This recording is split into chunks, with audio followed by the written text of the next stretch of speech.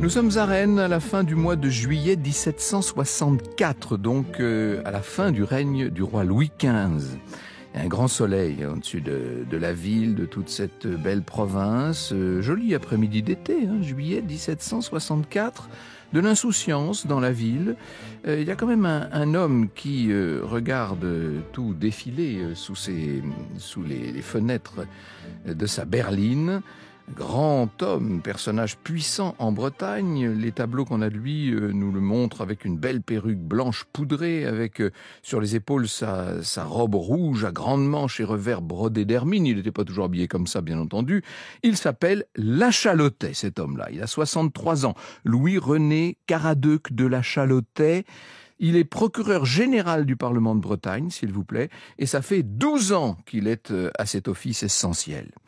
La Chalotais revient d'un voyage pas très agréable, puisqu'avec 3 de ses collègues du Parlement, il est allé à Versailles pour se faire tancer, et tancer par le roi en personne. Je n'ai pas tellement l'occasion, et c'est dommage, parce que c'est un grand sujet qui a occupé plusieurs années de mes études, pour tout vous dire, pas assez l'occasion d'évoquer la lutte entre la couronne et les parlements à l'époque du roi Louis XV. Venaient se mêler à tout cela des questions religieuses très importantes. Le roi Louis XV a reçu en audience un certain nombre de hauts parlementaires, et il a pas. Alors quand on dit parlement, comprenez bien qu'à l'époque, on parle de cours de justice, mais qui ont une dimension politique puisqu'elles enregistrent les édits royaux. Voilà, c'est toute la subtilité des parlements d'Ancien Régime. Rien à voir avec nos parlements démocratiques actuels, bien sûr.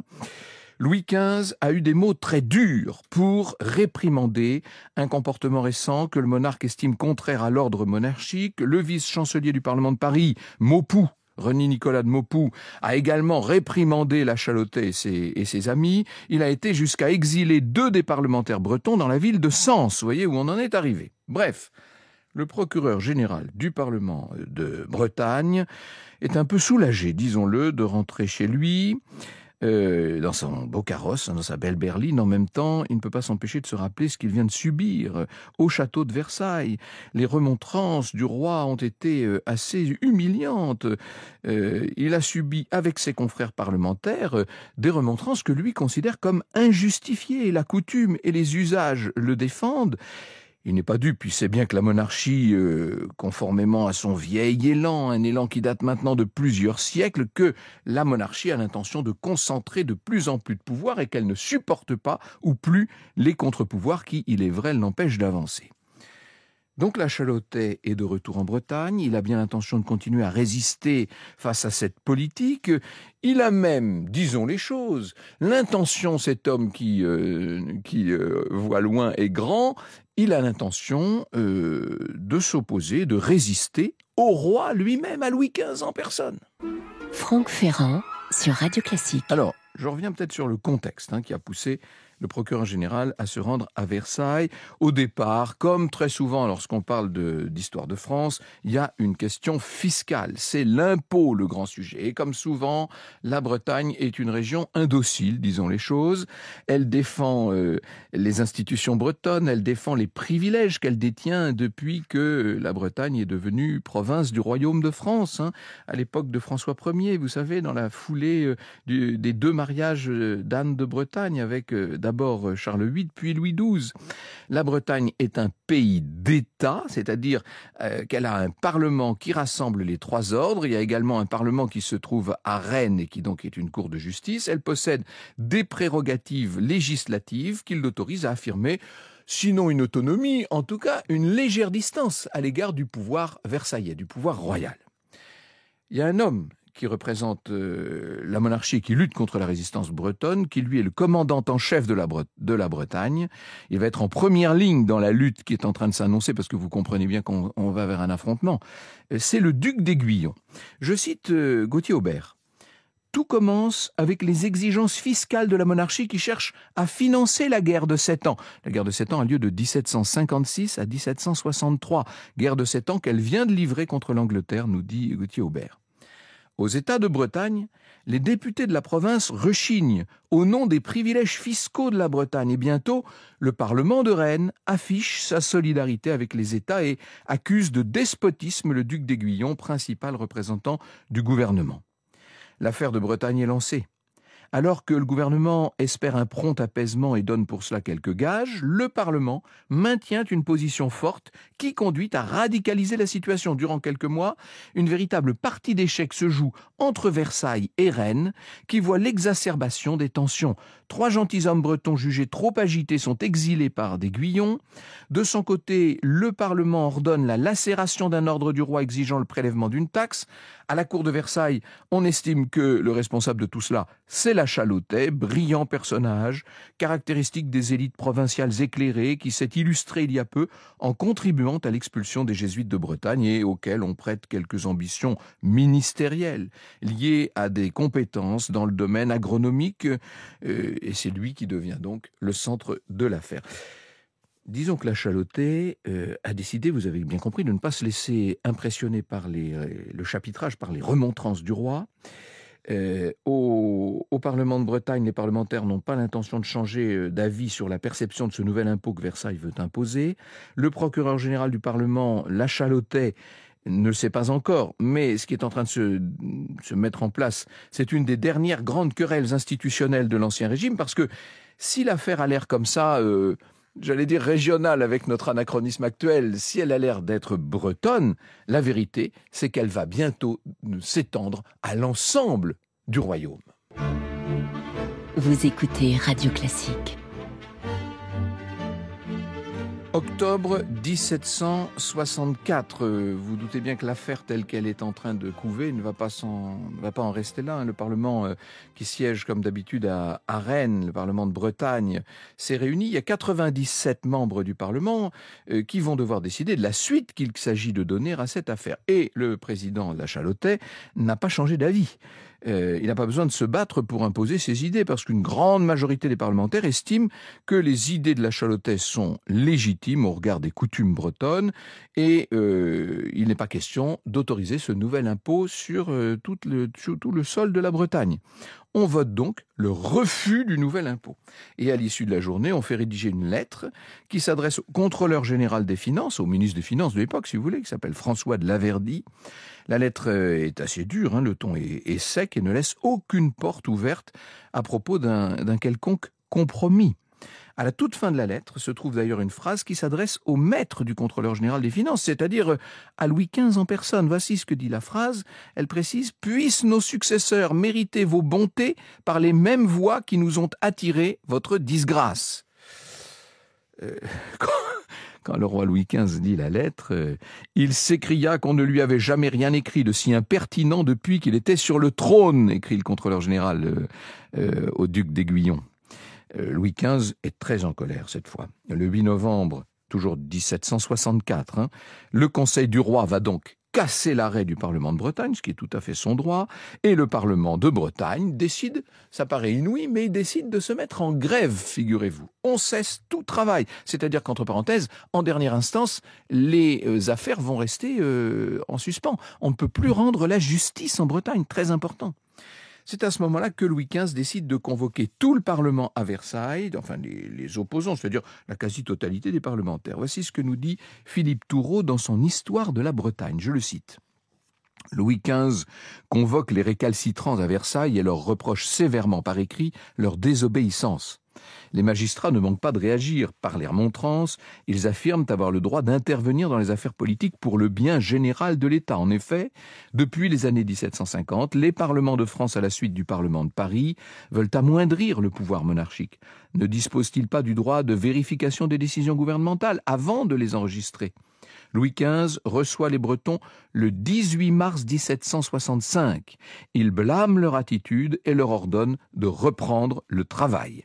La Chalotais et ses confrères subissent les réprimandes royales, mais ne supportent pas les ordres. Et tous les parlementaires vont donc rentrer en Bretagne. Et là, il y a une chose incroyable. Je ne sais pas si vous imaginez, là. Il y aurait eu des chaînes d'infos en continu à l'époque, elles auraient fait leur gros titre. Le Parlement de Bretagne démissionne. Tout le Parlement, l'entièreté. Alors, presque, sur les 97 parlementaires, il n'y en a que 12 qui restent en poste, qui refusent de démissionner. Et comme par hasard, ce sont des amis personnels du duc d'Aiguillon. C'est très extraordinaire ce qui se passe. Faut voir ce qu'est un parlementaire à l'époque, hein. Charge très précieuse, honorifique. Ça montre une rivalité très grande, un bras de fer entre la Bretagne et Versailles. C'est presque, d'une certaine manière, dans un moment crucial pour la monarchie, et vous voyez qu'on n'est plus très loin de la Révolution française, mais ça à l'époque personne ne peut le deviner bien sûr, on est dans une sorte de lutte existentielle. Le 22 mai 1765, tous les parlementaires, qu'ils soient ou non démissionnaires, reçoivent une lettre qui porte le timbre de Paris, qui porte un tableau sur lequel figurent les noms des derniers membres du Parlement de Bretagne. À côté des 12 non-démissionnaires, on a écrit les lettres JF, ce qui veut dire probablement Judex Fidelis, juge fidèle, à côté des 12 qui n'ont pas démissionné. Mais évidemment, vous vous doutez bien que ces 12 Bretons fidèles à la monarchie, ils ne sont pas très bien vus. On les présente comme l'autoritarisme de la monarchie, et certains disent que JF ne veut pas dire juge fidèle, mais veut dire Jean Foutre. Voilà comment on dit en Bretagne. La Chalotais va lancer toute une campagne contre ces 12 parlementaires, ce qui veut dire que le territoire entier est en train de se soulever contre Versailles, c'est ça la vérité. Et l'affaire prend une tournure encore plus grave. Un jour, à Versailles, on reçoit 2 lettres qui contiennent des propos extrêmement violents à l'égard du roi et de son fils, le dauphin de France, qui, entre parenthèses, mais ça, là non plus, on ne peut pas le savoir, est en train de vivre ces dernières semaines, c'est un autre sujet. Les lettres arrivent de Bretagne. Le Conseil du roi affirme reconnaître dans ces lettres l'écriture de la Chalotais en personne. On est donc en novembre 1765. Le duc d'Aiguillon est bien accompagné. Il se présente à l'hôtel de Caradeuc en plein centre de Rennes et il arrête l'ancien procureur général et son fils. Il arrête aussi 3 anciens parlementaires et on emmène tout ce petit monde à la citadelle de Saint-Malo. Il va falloir les juger, ces hommes-là. Et pour ça, il faut nommer d'autres parlementaires, car maintenant ils sont plus que 12 à Rennes. Alors le duc d'Aiguillon va nommer un certain nombre de ses amis, maîtres des requêtes, conseillers d'État, etc. au Parlement. Et ce nouveau Parlement, qu'on appelle par dérision le bailliage d'Aiguillon, autrement dit le tribunal personnel du duc d'Aiguillon, vous voyez, ce nouveau Parlement refuse de juger l'affaire La Chalotais. C'est incroyable, par solidarité de corps et de classe, parce qu'il se sent attaché d'une certaine manière à ce que réprouve Versailles. Tous les parlements du royaume vont refuser de considérer l'affaire. C'est pas la peine d'essayer de la déplacer, hein. L'affaire de Bretagne, à ce moment-là, devient l'affaire de tout le royaume de France. Toutes les provinces ont les yeux rivés sur la ville de Rennes, sur ce parlement de Bretagne. Évidemment, en retenant un peu son souffle, on se demande comment va terminer cet extraordinaire bras de fer. Franck Ferrand, sur Radio Classique. Ça fait 2 ans maintenant que cette affaire a commencé. Nous sommes le 3 mars 1766 et le roi Louis XV se déplace à Paris. Il se présente au Parlement de Paris pour tenir ce qu'on appelle un lit de justice, c'est-à-dire une séance à laquelle assiste le roi et au cours de laquelle, par définition, en présence du roi, les parlementaires sont obligés de tout approuver. Il fait lire à un magistrat tout un texte qui va entrer dans l'histoire. On appelle ça la séance de la flagellation. Louis XV veut remettre de l'ordre. Il dit son point de vue, sa façon de penser aux parlementaires. Le Parlement de Paris s'oppose lui aussi au pouvoir royal, assez souvent en tout cas. Même s'il y a eu, à la suite de l'attentat d'Amiens en 1757, un petit rapprochement, mais qui n'était que de surface. Ce qui s'est passé dans mon Parlement de Rennes ne regarde pas mes autres parlements, dit le roi Louis XV. C'est en ma personne seule que réside la puissance souveraine, de moi seul que mes cours tiennent leur justice et leur autorité.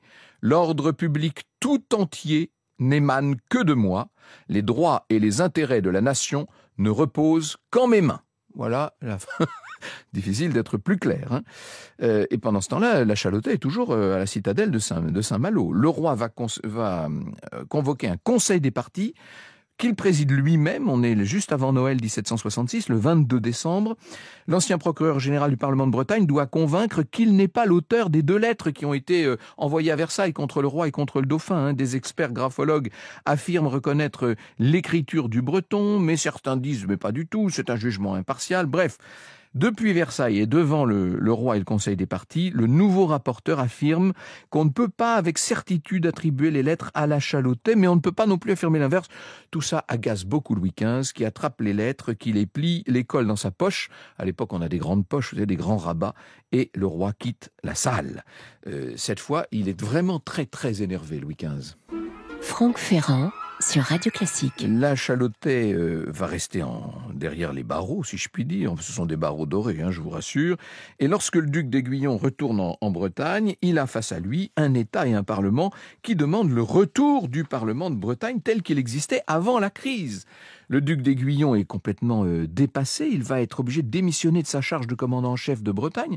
Là, on est en août 1768 et il est remplacé par le duc de Duras, qui est un homme beaucoup plus souple, qui rappelle les anciens parlementaires, mais il n'a pas le pouvoir de rappeler la Chalotais. Or, le roi Louis XV n'a pas du tout l'intention de céder sur ce chapitre-là. Et d'ailleurs, la volonté du roi va aller encore plus loin. Louis XV, qui depuis près de 12 ans se reposait sur le duc de Choiseul. Le duc de Choiseul, ancien comte de Stainville, qui avait fait sa carrière au départ grâce à Madame de Pompadour. J'allais dire, c'était presque dans une autre vie, vous voyez.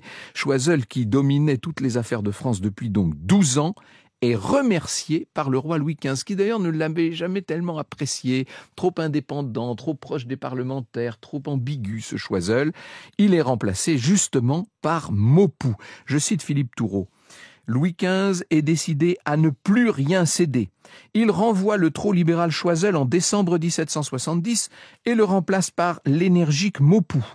Ce dernier fait un véritable coup d'État en 1771. Michel Antoine, lui, a une expression pour parler de ça, une belle expression, il parle de coup de majesté. Je cite de nouveau Philippe Toureau. Le ressort du Parlement de Paris est divisé en 6 conseils supérieurs. Les parlements, dont celui de Bretagne, sont dissous dans toute la France et les charges des anciens magistrats sont abolies. Il crée à Rennes un nouveau parlement de 40 membres qui comprend les 12 non-démissionnaires et les membres du bailliage d'Aiguillon, le nom qu'on avait donné donc au nouveau Parlement de Bretagne tel que l'avait voulu d'Aiguillon, à présent nommé et rémunéré par le roi. La vénalité et l'hérédité des charges sont abolies. Désormais, la justice est liée au pouvoir. Extraordinaire évolution dans les institutions de l'ancienne France. Louis XV se dit qu'il s'est trop laissé balader par les parlements et qu'il est temps que la monarchie retrouve sa liberté. Vous imaginez bien que du point de vue des parlementaires, et notamment des parlementaires bretons, c'est pas du tout comme ça qu'on voit les choses. Ce tournant, si le roi Louis XVI l'avait accepté et maintenu, Louis XVI succédera à son grand-père 3 ans plus tard, en 1774. Louis XVI reviendra complètement sur tout ça. Mais si Louis XVI avait tenu ferme, il est très probable que l'histoire de France aurait pris un autre tour à ce moment-là. Bref, stupeur générale dans toutes les provinces qui avaient un parlement, ce qu'on appelle les pays d'État. Alors, disons les choses.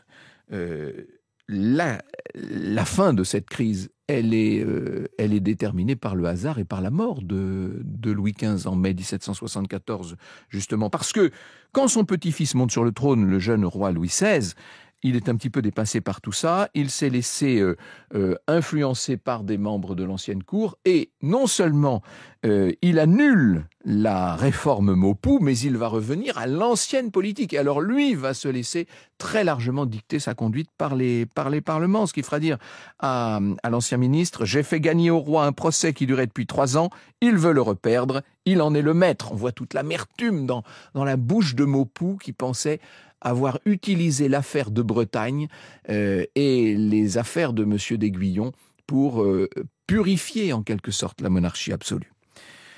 En 1774, donc, avec l'avènement du roi Louis XVI, la Chalotais est libéré de prison. Il va pouvoir retourner en vainqueur. Quand il arrive à Rennes, mais vous n'imaginez pas, il est porté en triomphe, il est acclamé, il est devenu le champion de ce qu'on considère comme une grande cause. Et tout rentre dans l'ordre, si je puis dire, tout redevient comme avant. Personne ne se doute que ce qui vient de se passer aura des conséquences extraordinaires. J'allais dire, rendez-vous 15 ans plus tard, en 1789. Vous écoutez Radio Classique.